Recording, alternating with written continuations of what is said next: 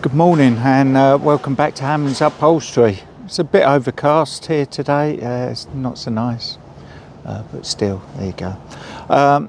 Let's take a walk through the workshop and see what we've got going on in this week's video.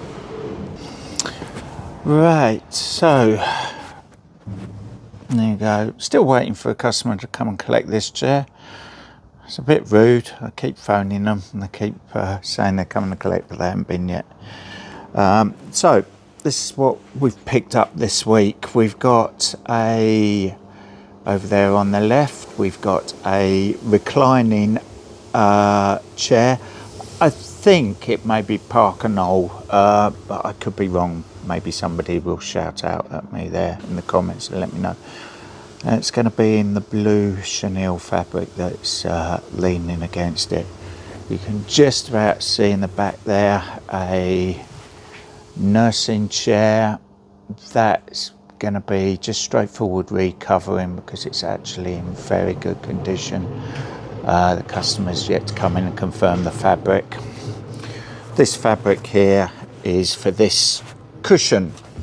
Customer brought this cushion in, or bought this piece of cardboard in for a cushion to be made. Unfortunately, the template, I wasn't really happy using the template the customer supplied because they were, how do I put it, uncertain about the templates. As far as they're concerned, it needed 1/2 inch adding here, this needed squaring up to match this one, or wasn't sure if this one was the right one, etc. The same with the back. So I wasn't happy with making them a cushion from that template because I wanted it to be right. So I've asked them to bring the chair in and I've made my own template that I know is going to be right. So there you go.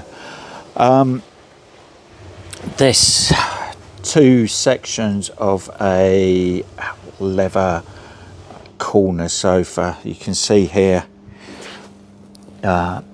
it's just disintegrated here. At some point it's had a repair done. You can see there. Yeah, the repair's not that clever, but there you go. So we're going to use the fabric or the leather from the outside back and replace these two damaged panels if we can, and the same on this section as well. More work in that than you'd expect because we have to strip it to unpick this and sew the panels in, but I'm sure this will appear on a future video. Got some dining chairs from a local restaurant that are in for some repairs, very minor repairs. You know, the bottom cloths have been damaged, etc. on them, so they shouldn't take too long, but I have got to order the fabric for one of them. As you can see, the chairs are old, but they want to leave them as they are. These have been recovered at a later date because this fabric was no longer available. That was an alternative that the customer chose, but it now turns out that on some of the chairs, people have, or somebody's been damaging the bottom cloth, so we've got to replace the bottom cloths on them. This cushion here, you can see the difference in the colours. We've got the dark here, which is still faded a lot, and then we've got this that's almost bleached out from the sun. Unfortunately, the outside back fabric of the cushion had literally disintegrated from the sun, or most of it had, except for the bottom portion of it. So they've just asked us to replace the outside back fabric, which we've done. I'll show you that in a second. And if we could salvage a bit of the fabric from the outside back to repair a damaged arm. So here's the damaged arm, so we're obviously able to salvage a little bit, and this is the fabric that they've chosen to go on the outside back. It's going up against a wall now anyway, so it's not seen. It's just purely there to keep its integrity. So that's done. Then we have this. You'll have seen this being ripped up in a previous episode. I'm now determined to get on with it, so hopefully we'll make a bit more progress on this one today. So you'll be joining me very shortly with that. First of all, first things first, cup of tea time, and we'll get on with this desk chair in this beautiful fabric. It's going to look smashing behind the desk. It's a very dark wood desk that matches the legs, almost a wenge or black finish. So I think it's going to look smashing. So we'll get on with that and we'll come back to you very shortly with that. Right, so there you have it. We're on with this desk chair that was in this black vinyl. I don't know if the customer was under the impression this was leather or it was sold to them as leather, but anyway, like typical of this vinyls, cheap vinyls, it's peeling. There you go, falling bits. As you can see here, or you can't see, the upholstery or the fabric was all sewn together. So the inside arms, inside back and the seat all stitched together in one piece, then pulled on like a t-shirt and then stapled off on the sides. The only thing that wasn't attached to this is the outside back and the outside arms. I'm not going to do it like this. I'm not happy with the finish that they got achieved on it. So I'm going to do it in separate parts, but I will unpick this because it gives me a rough sizing for the fabrics. So that's what I'm going to be getting on with next. There you go. So let's get this unpicked, to get the arms cut, and then the inside back and the seat will go on separately. The inside back, it's very shallow buttoning. You're not really going to be able to see it from there because it's black. But there you go. You can just about see the stitched in diamond design. There you go. And the buttons are still attached. And there it is. And it's how they reuse the scraps, the remnants. So they use every last bit of the fabric, which is fine. They paid for it. They want to use it. I'm going to do this more traditionally with deep buttoning rather than this float buttoning. I'm going to drill some holes into the foam. Hopefully it's deep enough to allow me to do that. We'll try and get the proper deep buttoning in it, albeit we are limited by the depth of the foam that we're using in this case. But we'll be able to get a more traditional finish rather than this faux buttoning. Call it what you will. So I'll crack on and get this unpicked, and we'll make some headway into this chair hopefully. Right, so that's everything unpicked, or the inside backs anyway. So you can see the constituting parts. We've got the inside arm, inside back, another inside arm, and the seat here. So literally I'm just going to use these as a rough template for the fabrics. I am going to do them as individual pieces. I'll be able to get a better finish than this.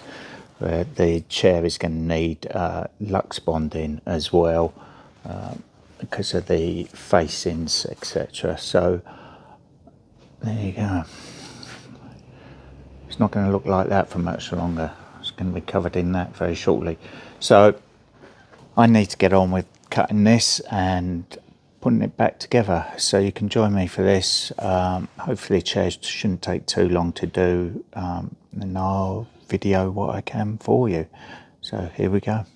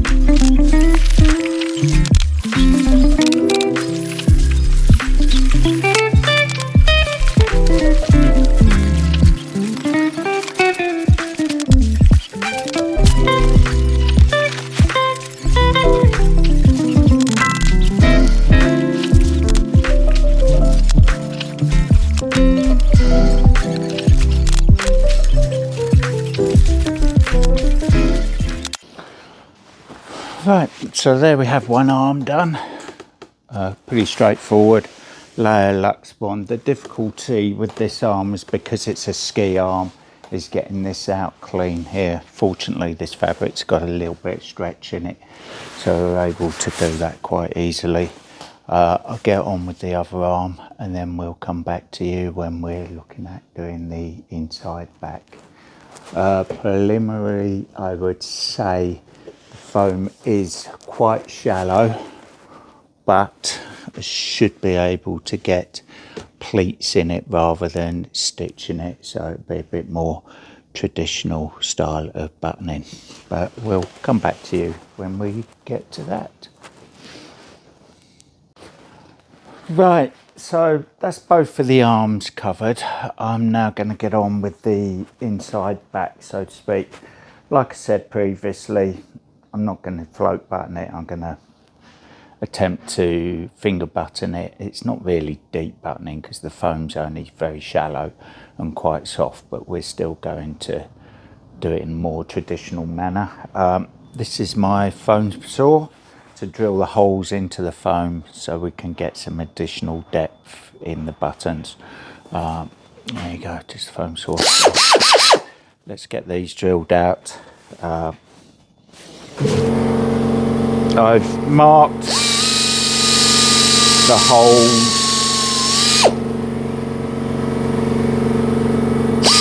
so it's just a case of drilling through without going through the canvas or the lining on the back.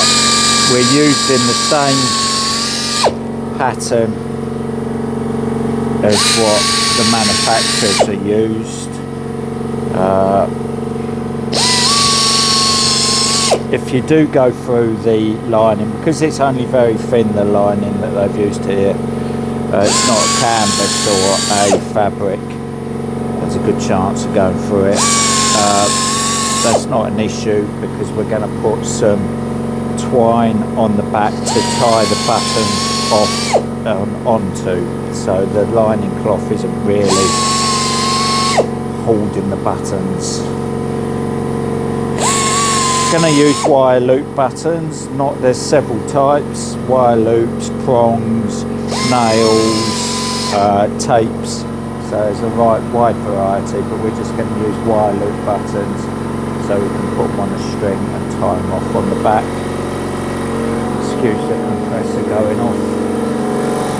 The air drills are, firstly, they use a lot of air. So that's the holes drilled. Let's stand it up. Right, so yes, we've gone through the lining cloth in a couple of places. So I'm just going to put some twine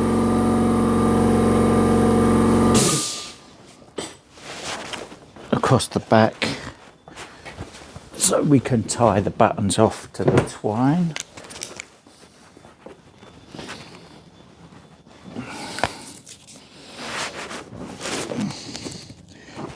One row quite high up there.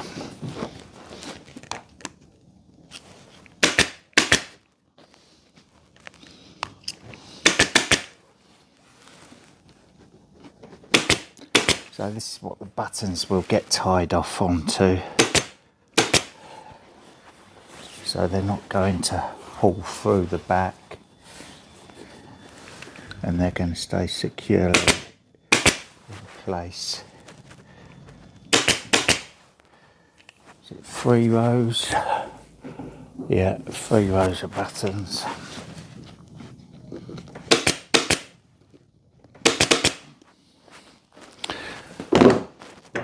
So that's what we're going to tie the buttons off onto.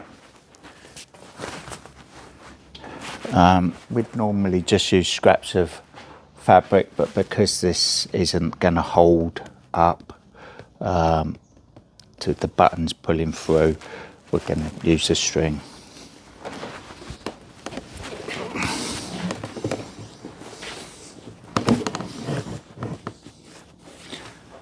So that's drilled out. Now I need to make some buttons. So let's get the button press sorted and I'll show you how we make buttons. Right, so here's my button machine. I'm sorry I'm just off camera, but I wanted to focus the camera more onto the button machine and how they're made rather than this. So, excuse me if you're off camera, but we will show you best we can. So, this is just some scraps of fabric that we've cut off during the process of doing the arms. So we've got two items. We've got the press and we've got a fly press here. Well, the small hand press that we use to cut the buttons out, the fabric, should I say. So this is the die. So this presses through the fabric and makes these little round discs, which are the covers for the button.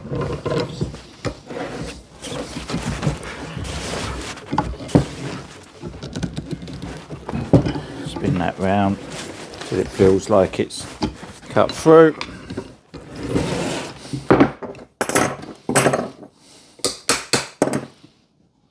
Hopefully, there we go. So there we have our button covers. We don't need many for this job. What do we need? 4, 8, 11.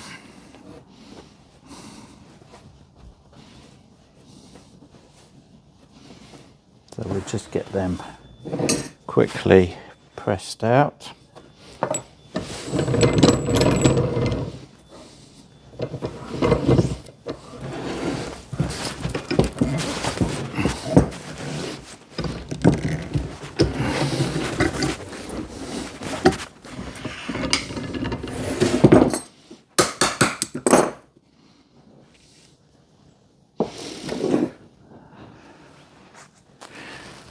Some more out of this and then we'll have plenty. So just folding the fabric over approximately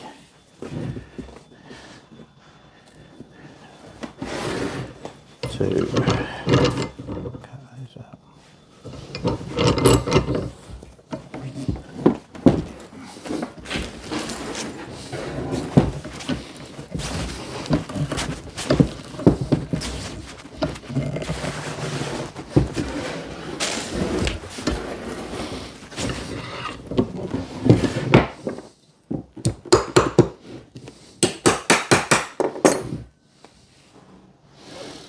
Right, there should be plenty there. We only need 11, like I said. So let's show you the button up. So we've got the button press is in 2 parts. Well, 3 parts if you include the cutter. But we have the base there, which takes the wire loop. There you go, wire loop, back of a button. Pop that in there. Top, button top. Fabric goes face down in the mould. Top on there. Start it off by pressing it in. It can be a bit difficult with thick fabrics like this. 2. And there we have a button for you. There you go. Simple as that. We check each button to make sure that they're not going to come apart, especially with thick fabrics like this, because sometimes they don't press particularly well on a hand press.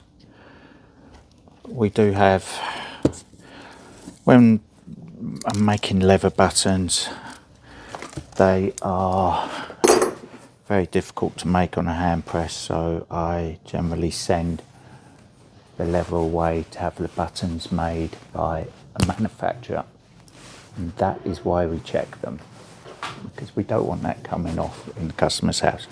So let's get on and get these made, and I'll come back to you shortly, hopefully with some buttons made, and we can look at buttoning the fabric.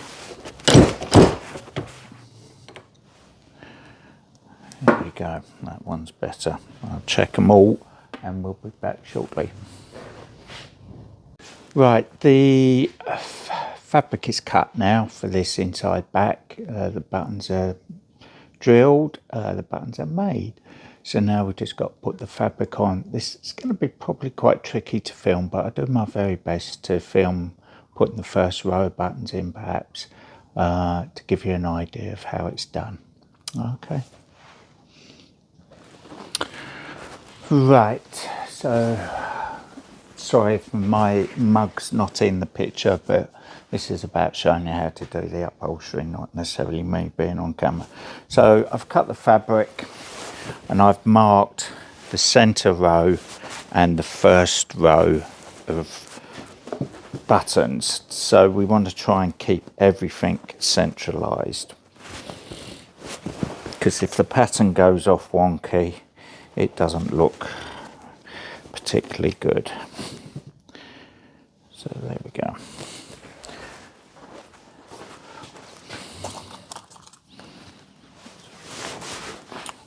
Right. Give the button a tug again, check it's not going to come off.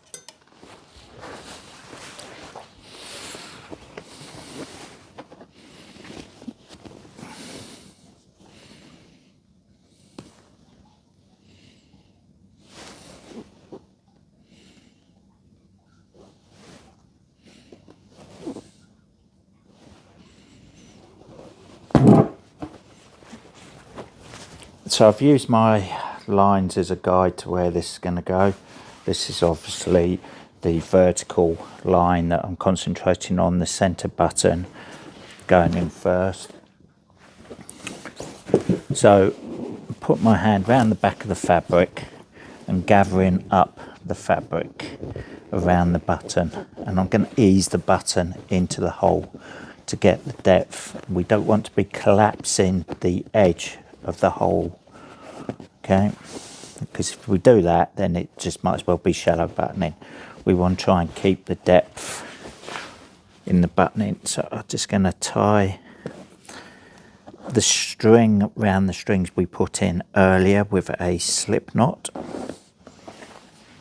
Right, so we've got just about enough fabric over the top here. Let's just put that in there just to check. Yep, so we've got enough fabric over the top. So I'm just going to naturally fold the pleats in. The pleats go folded up and under, so when you rub your hand down you're laying the pleats flat. If you see pleats that are the other way, when you rub them down you're going to roll the pleat up, so that pleat will be the wrong way round. So see how simply that folded in there. Right. So now we're going to do the button on the next row either side. So again, I'm going to ease the fabric in with my finger, just holding it into place and pushing the fabric in to the hole to maintain the pleats. It's one of those things. I apologise if I'm making that look easy, but I've been doing it a while, as you well know. So there you go. So that goes in there like so. Next button. Again, thread the button, give it a tug, check the top's not going to come off. Through our needle. Be cautious with the buttoning needles, they're very sharp. I have seen some nasty accidents with them in workshops previously. Again, slip knot around there. So I'm now going to do the same on the opposite side. It's all about keeping the pleats even, the quantity even, and not too tight between the buttons, because we want to maintain that deep buttoning effect. We don't want shallow buttoning. It's just a cop out, and it's done for ease of manufacturing.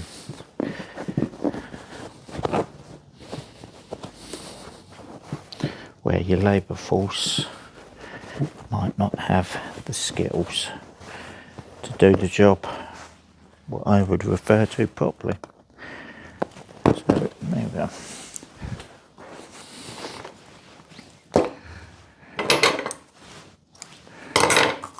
Next button. So we're trying to keep our lines horizontal and vertical.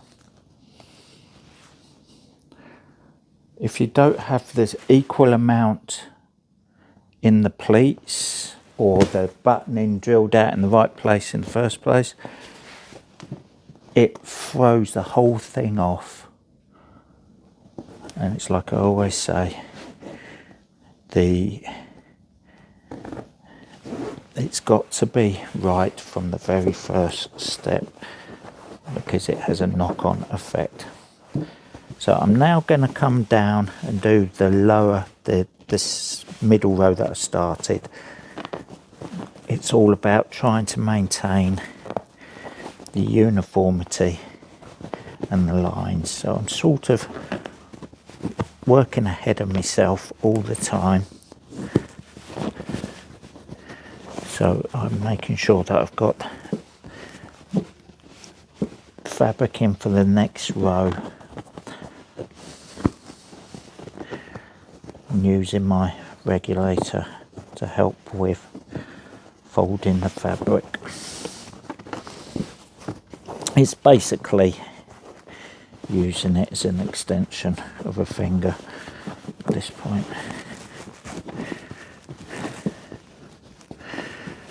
My big fat head's not in the way. So there we go. Put the button in there. It's not unheard of to have to move a button. Generally not at the early stage. When you get further down in buttoning, you might find that you need to adjust the buttoning to keep the pleats tight, certainly with leather. But fabric, the fabric is laid in. When we're buttoning fabric, leather, it's stretched in and it's tighter. Certainly deep buttoning that we used to do on the Chesterfield sofas in my apprenticeship days. So across to the other side, put that button in. Making sure that I've got enough for there. There is a calculation. If you're not happy finger buttoning it yourself, there is a calculation that you can do for the allowance between each button, and therefore you can theoretically mark the back of the fabric where every button is going to go and go off of those marks. But they don't allow for any adjustment, and they can cause issues down the line. So which is the better way to do it? Potentially quicker way is to mark all the buttons out before you start buttoning.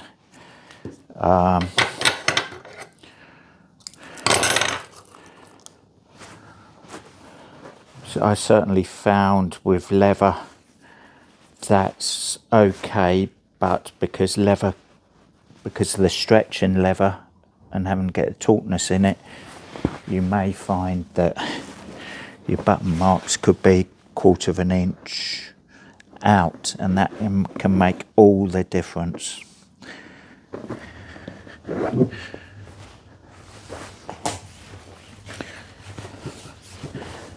Let's go back to the top row. Again, I'm making sure that I've got fabric for the pleats. I've not pulled it all the way out.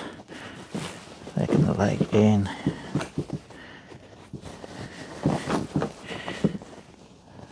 Making folds.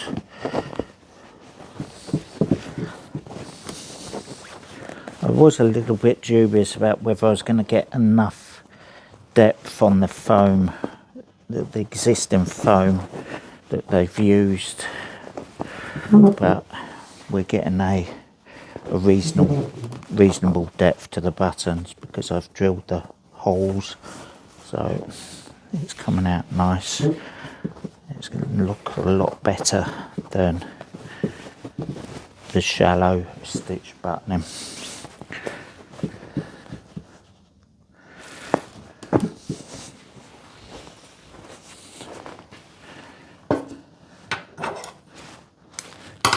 So what I'll do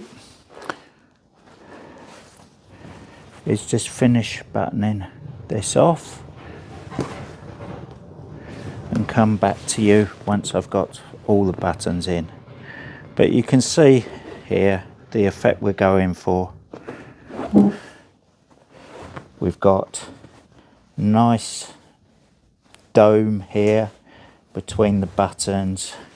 We've got nice straight pleats with an equal amount tucked underneath each one, right the way across the job. I've just got 5mm buttons to put in, and then that is the buttoning done. I will then put the pleats in the side and then finally pull down the buttons tight once all the buttons are in. So I'll come back to you very shortly.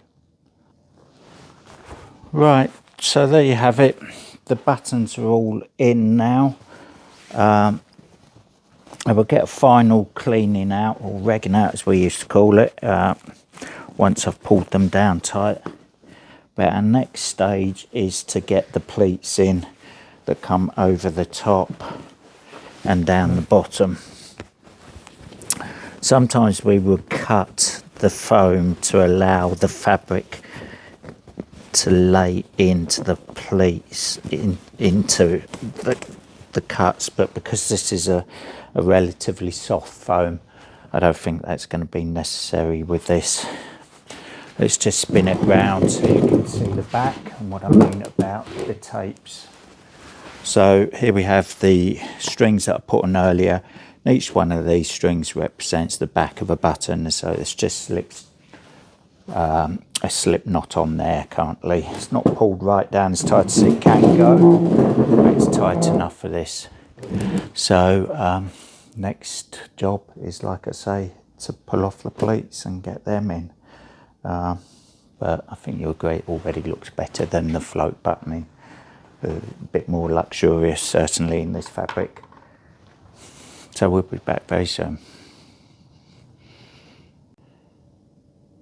Okay, so that's the back buttoned. We now need to pull the pleats over the top.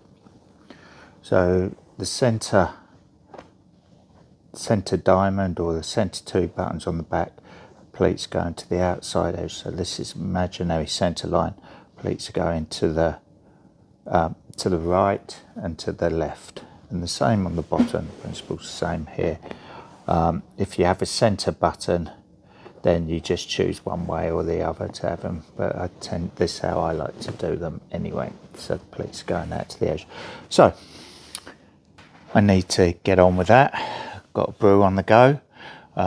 So let's crack on with doing that. My apologies, my back's probably going to be to you, but I'll spin the job round and try and get it on sideways so you can at least have a better idea of what's going on.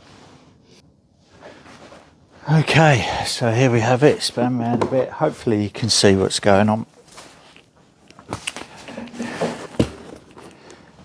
The pleats are pretty much laid in on their own anyway. If the buttoning's done correctly, the pleats fall into place. So I'm going to start with the sides. I need to get the sides in as well. So I'm just laying the pleats in where I want them to go before I start to cut anything or staple anything off. The same with the bottom pleats as I've done with the top ones. Excuse me.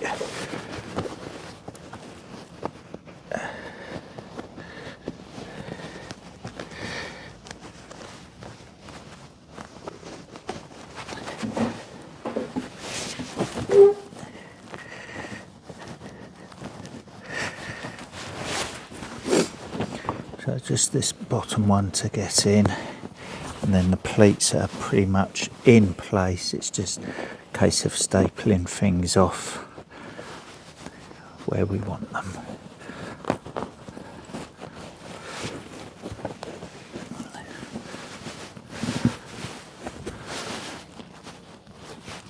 This fabric's been very nice to work with.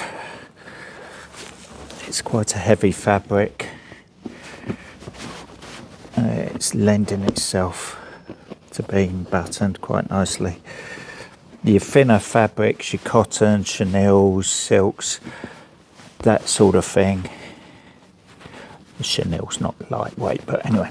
The lighter fabrics, a little bit more difficult to work with in general, and that's the same with buttoning.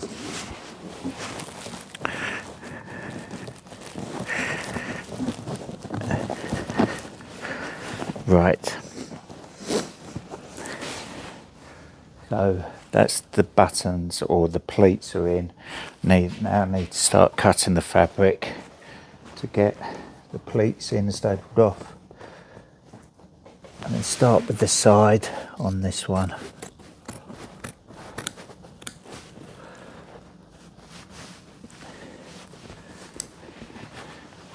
That's the bottom of the side done. Top of the side, it looks like the top might need a bit of additional stuff in there. As I say, I'm doing this differently to how the original manufacturers did it. I think a lot of the reason why they've done it was all sewn together is just because of the uniformity, ease, I don't know, lack of staff skills to be able to do it any other way. I think we're going to get a much nicer finish doing it in this manner. So I'm just at the bottom now, pulling the fabric to get the bottom pleats in. Just get a couple of staples in there.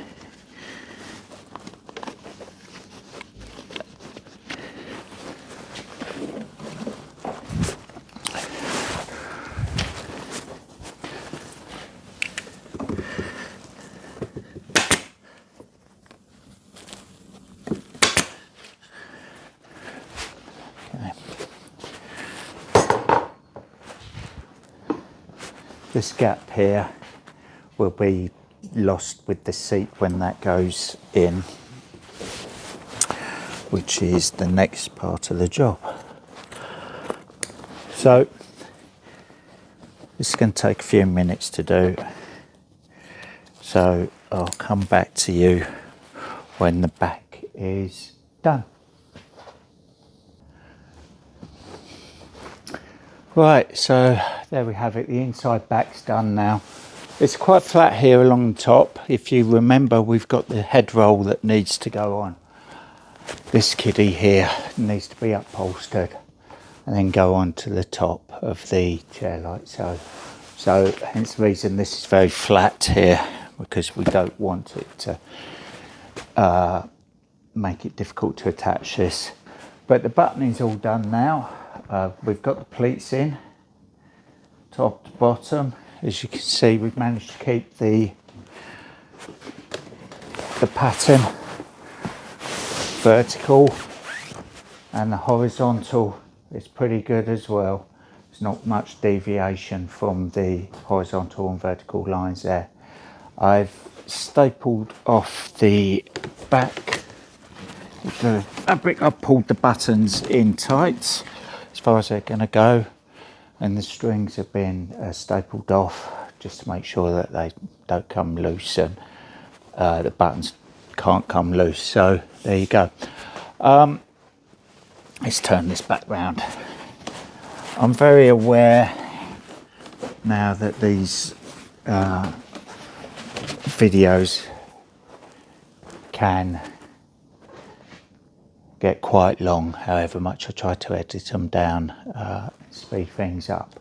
So I'm going to leave this one here at the moment. So there will be a second part to this where you get to see us finish off this chair. So that's the seat, the outside arms, the outside back and the head roll, and the facings. Hopefully we'll be able to get the chair finished in the next video. So in fact I'll make sure that it is. So this will be a two-parter. As always, it's not really meant to be instructional, it's entertainment. This is how we do this particular chair, as you see as we go along here at Hammond's Upholstery,